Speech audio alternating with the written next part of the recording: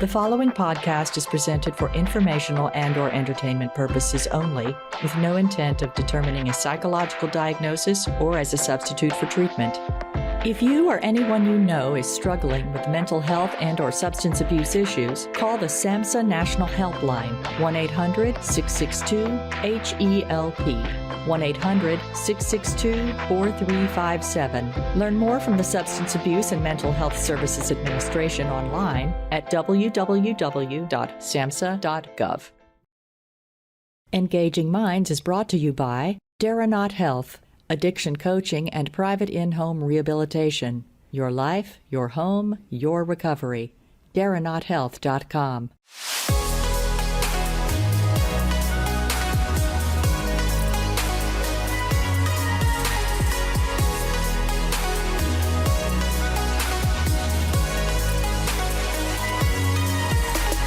Hey, this is Dr. G, and welcome to Engaging Minds. Every podcast, we like to look at our world from a deeper and more psychological point of view.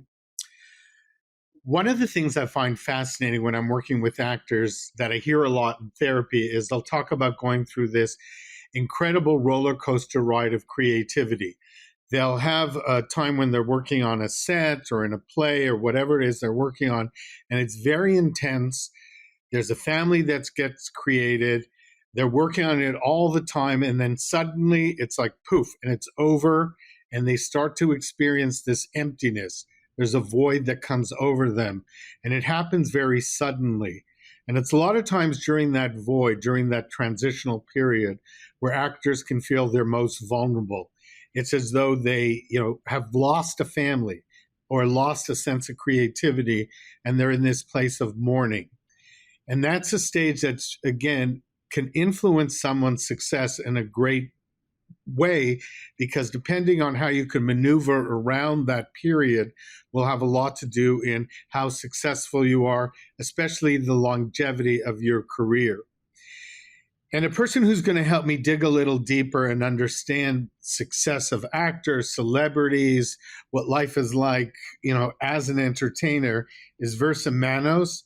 She's a Los Angeles-based talent manager and owner of Gorgeous Media. She's worked with numerous celebrities and actors, directors, designers, all across the world. And now I am proud to announce that she is a friend of mine. So I want to welcome her to the show. Versa, it's a pleasure to have you on. Thank you so much for allowing me to be here, Dr. G. It really is wonderful, because this is one of these things, he's one of the topics that I really pay a lot of attention to. So what are your thoughts, Versa, around that kind of roller coaster ride that actors, celebrity directors, any creative person faces?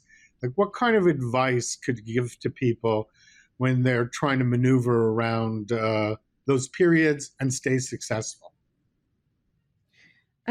See, a lot of those times, I really feel that they get on these creative, trajectories, and everything is making sense and everything is being pulled into being. And then I think it really depends on what their deeper mindset is to who they are as creatives and who they are as successful people. And I really feel that, I've done this for many, many years. And over the years, I've noticed, whether I worked with Whitney Houston or David Bowie or Cyndi Lauper and so on, I really saw the idea that the trauma that they faced when they were young and it hasn't been worked on, is going to reflect in when it comes time to really shine and really succeed. That's when that trauma will raise its ugly face. It hasn't been worked on or treated or, stuff like that. I couldn't agree with you more. It's a lot of time. That's when the triggers will happen. I've done some work with actors on stage fright, and one of the things I've heard is that when they start to really perform or get into who they are or be creative, like I'm thinking of one specific case, she could hear that the voice of her mother always criticizing her and telling her she shouldn't do it. She shouldn't be that full of life, so free. And really the mother ended up being very envious and jealous of her daughter. But those voices, you're right, Versa, they come up. and it would stop her from performing, and it would cause this tremendous amount of stage fright because she'd feel she's in a dangerous situation. So her responsibility was, as you said, to work it out, to find a way to get to the other side of it. Get to the other side and life is a process of who you are, finding out who you are. And, you can have people like Kobe Bryant or Michael Jordan who are relentless in their pursuit of being the best in the world. And they succeeded because whatever happened yesterday, whatever happened 5 minutes ago, 10 minutes ago was left in the past. Whereas a lot of people have it churning over and over and over in themselves. So, which the more they churn over, the bigger the barrier becomes. So, and I think sometimes that churning over can be a way of stopping yourself from growing. You think, exactly. You think you have to go backwards to keep dealing with things. But the truth is you could be using it as an excuse to not move forward and not even be conscious of it. Absolutely. Because see, the more that you go back to move forward, the more backward you become as opposed to moving forward, because the more that you think about, what coulda, shoulda, woulda, exactly. all those things. I think we should all have that on our tombstone. What a coulda, shoulda, woulda. We'll have that. But if you're a creative individual, you can't afford the luxury of that. Because if you're really wanting to be the best out there, if you want to be the number one actor, director, whatever you're going to be, you really have to move forward. I mean, nothing yesterday serves us today unless it's going to push us into a positive light and to give us more information about how we can proceed instead of beating ourselves up. And, I've seen many hundreds of interviews with Kobe Bryant, and he doesn't look at when he doesn't get his shot in the hoop. He looks at that as like, how can I do that better? What's the angle I need to do to get that to work better? Whereas with a lot of creative people, they look at that and go, oh my God, I failed. Oh, I'm exactly. You know what, Versa? That's exactly where I was going. They judge themselves. And what you're saying is go ahead. Overwhelmingly so. What was that? I said they judge themselves overwhelmingly so. And then they cripple themselves. And they cripple. Yeah, they can't move. They're immobile. I did this with one of my actors. She had, I think, 5 auditions that she had to complete in one day. And she was literally hyperventilating. And I was like, okay, let's just slow everything down. Let's just take a few deep breaths. And literally within 2 minutes, I said, we're here in the moment. Let's breathe into the moment. Let's breathe into our strengths. And next thing, she's like, oh, I feel so much better, But it's taking that moment to address what's going on, look at it, be positive with it. Like, you can do this. You're an actor. You've done this. You've been on many TV shows. This is something that you're not, you are very capable of doing this, Yeah, So exactly. once she comes. Yeah, it's like she was experiencing these mini panic attacks. That's how I would interpret it clinically. And then what you did is great. And that's a great tool for actors to have, is that your mind starts taking over and there's this disconnect from your body and you start to panic. And you said to her, why don't you just breathe? Gave her some positive reinforcement. And that's what I want people to hear. Right. And then get back into that zone. That's what you're asking people to do, Versa. Yes, get back in their zone. That's positive and motivating in a really good way. I want to go back and address another issue that you were saying, in the beginning about, if you're a musician and you're on tour, you're exhausted. You're really exhausted. And the tour is already being set up for you. So there's very little time for you to go, I'm going to take off right now, and spend 6 months out, because there's so much money involved in that tour, so many people involved. And sometimes it really is just the days that you have off to treasure, to do something, change the aesthetic of the mind, do something that's good, that makes you happy. If it makes you go shopping, go shopping. No, but you're saying such wonderful things, because I agree with you. I tell patients that all the time. Change the aesthetic of your mind. That's exactly what you said. Go and do something fun. because what happens is your brain needs to relax. Your brain needs to, change the synapses. And by doing something like that, like you said, enjoyable, you come back to it a little more refreshed. But make sure it's something Yeah. you really want to do. Yes, exactly. And the thing is, I said the aesthetics because when you're sitting in your hotel room, you're sitting at home and you're seeing the same things, the same thoughts are going to be going through your mind. I can't do this. This is horrible. I will hate life. Why are they making me do this? And it doesn't matter whether you're an actor, it doesn't matter whatever creative it is, that you're always going to run through that dialogue within yourself. So the aesthetic is get out and see something else, go for a walk in the park, go down to the beach, and see the world in a different way. And that is just a total shift in the way your consciousness is and what you're seeing. And that's what I meant. I want to go back to that concept that we keep talking about, this idea of getting somebody into a zone.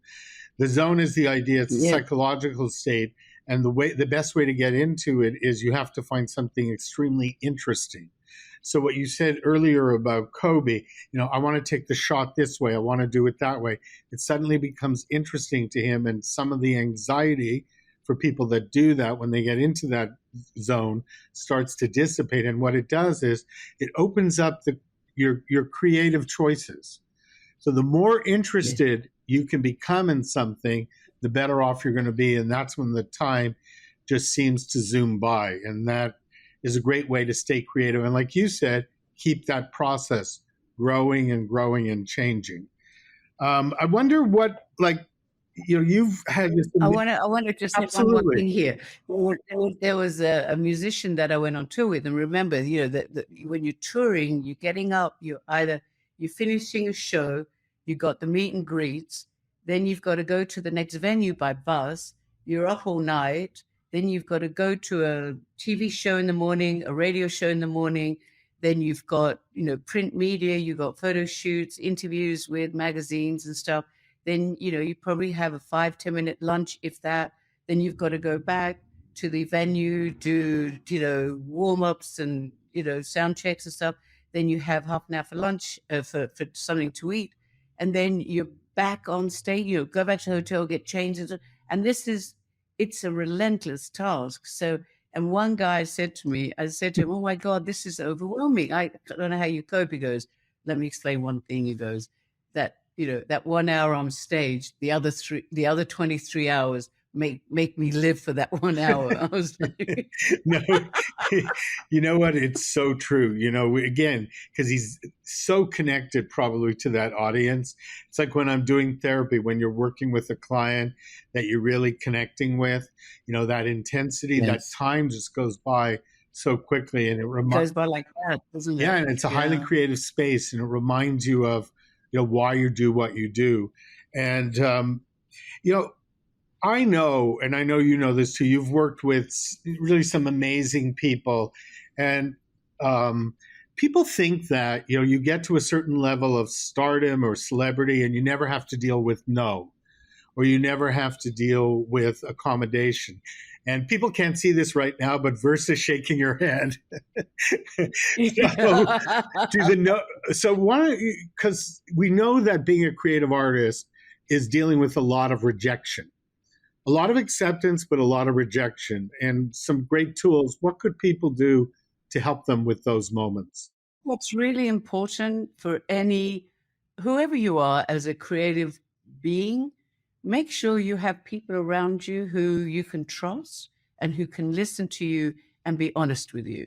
Because sometimes when you can just throw, your troubled mind out there and for 5 minutes say, look, I'm really bothered about this, it's an easier process when you're sharing that, and it lessens the load with you. And not many people do that, because as you get more successful, you're going to get no's all the time. So who do you trust to tell you the no? Because you're successful. So you in your mind, you're doing everything right. And then suddenly someone says to you, don't do this. I mean, I had this, a while ago. I went, don't do this role. It's not paying enough. It's not big enough.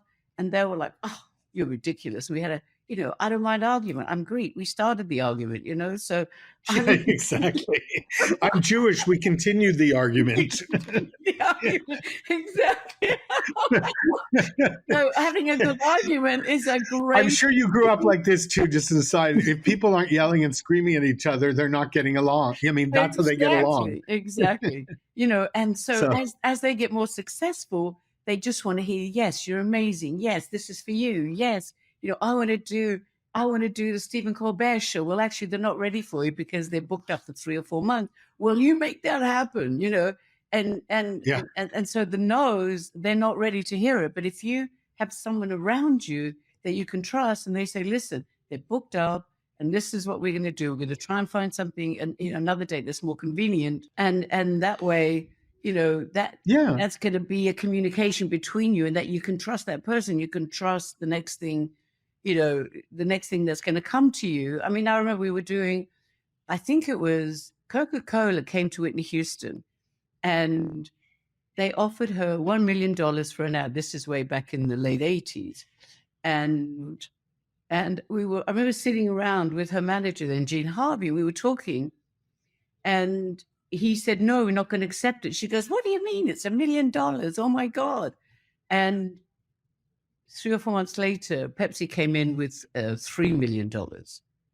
So, Right. And even though we argued, she trusted the manager enough to make that final decision for her. well, let me ask you a question. That's fundamental, let's say, to therapy or management, because really, when you're a manager, you are a therapist. Yes. Oh, I mean, God. that is your role. So, I mean, and trust is everything, Yes. And what do you, in your personal experience, what do you think the best way is to establish trust with the client? I think the warning signs are there from the beginning. When you say something to them in that initial meeting, I really believe that everything that you need to know about that person is in that initial meeting. And it's the way that they look at you, the way they hear you. You say something, and they'll say something slightly off from what you're saying, and that tells me, they all say, yes, I'm great, I'm going to do everything, but you feel it, it. They're not going to do that. They're just giving you the show, and so the things that I look for is that calmness that says, I'm here for the long haul. I'm here because I want a good team put together. I know about you. I want to get to know you. Maybe this meeting may not be enough. Let's meet again, so that I want to put a team together that, that you can trust, in the sense that you can hear what they're saying to you and act on it. So it's a mutual trust, is what you're saying. Both sides. Both sides, that Yes. the manager and that you feel like there's a relationship that started to be created. Absolutely. So as we talk about success, that's the focus of our podcast right now, with creative artists and how to stay creative, how to stay focused, how to stay in your process. It seems like the fundamental issue is trust, both trust in yourself and Yes. trust in the people around you. Yeah, And you trust have in to the know. process. It's a That's what you're process, saying, right. Versa. And the thing is, you need to know that you can trust them to pay you in the same sense, Exactly. right? In the sense that they trust you to do the work for what money you're going to get. And in the beginning, managers and agents don't get paid until the work comes in. So it's up to the creative to bring in the work, and no matter how many opportunities you set up, if they don't book it, you ain't going to get paid. So there has to be a Right. trust that I may have to work with this person for a year, not get paid, but at some point, this is not a friendship, this is business. And so, a lot of people think that it's friendship. Oh, do me a favor. I'm not doing you a favor. This is business. And you need to understand that. And you need to know that I'm going to do my damnedest to make whatever I can happen for you. But at the same time, you don't pay me, you're gone. You're gone. I'm not. And that's being mature about it. That's what's interesting about the relationship. It's in the same way, there's a lot of similarities to what you're talking about. What I deal with, people might come in and go, they open up their hearts to a therapist, but at the end of it, they've got to write a check or pay me because I have to make a living. And this is what I do for a living. But Yes. it takes a certain level of maturity to be able Yes. to do that. And that really is about giving and trusting to say, yeah, Versa Manos has to make a living. I've got to give her my percentage. And you know what? She's going to give me more in return. So it is that communication, that bonding, that is so important. And it's about love. You see, it's about love and respect, because love is a giving and receiving energy. Just like your bank account, you give and receive money, you know. Yes, but I do love my bank account when it gives me more than I'm taking. And I do like my We're going to have to stop in a minute, but that's exactly. That's a great place to sort of stop for now, and we'll definitely chat again. I know you and I can chat forever. But this sense of love and respect, because especially with artists, they're usually, the better they are, the more intuitive, the more sensitive they might be. So they may not be able to express sort of what's going on in their head, but they are going to be very sensitive, intuitive people. If they feel the love and respect that you give them, and it's vice versa, people may be in it for a much longer time. And again, answering that question, that's what I think makes success, is you're on that journey together. It's rewarding. It's fascinating. It's interesting. Everyone's making the money they deserve to be making. And then, they're difficult and hard times, but you feel like there's a vision. You feel like there's a connection. And that's the most important thing to establish. And that's what we have. So I appreciate that. Absolutely. And Versa, if anyone wanted to, for any reason, find out more about your work or get in touch with you or find out about Gorgeous Media, how could they do so? The website is www.gorgeousmediagroup.com. Great. And, the emails come in. So, and, you can go to IMDb. My contact details are there. So feel free. I respond to emails, respond to phone calls, text messages, Instagram. Little doves flying with pieces of paper into your room. Tin cans on both sides, whatever it takes. Versa, it was a pleasure to have you on. I'm Dr. G, and this is Engaging Minds. If you or anyone you know is struggling with mental health and/or substance abuse issues, call the SAMHSA National Helpline, 1-800-662-HELP, 1-800-662-4357. Learn more from the Substance Abuse and Mental Health Services Administration online at www.samhsa.gov.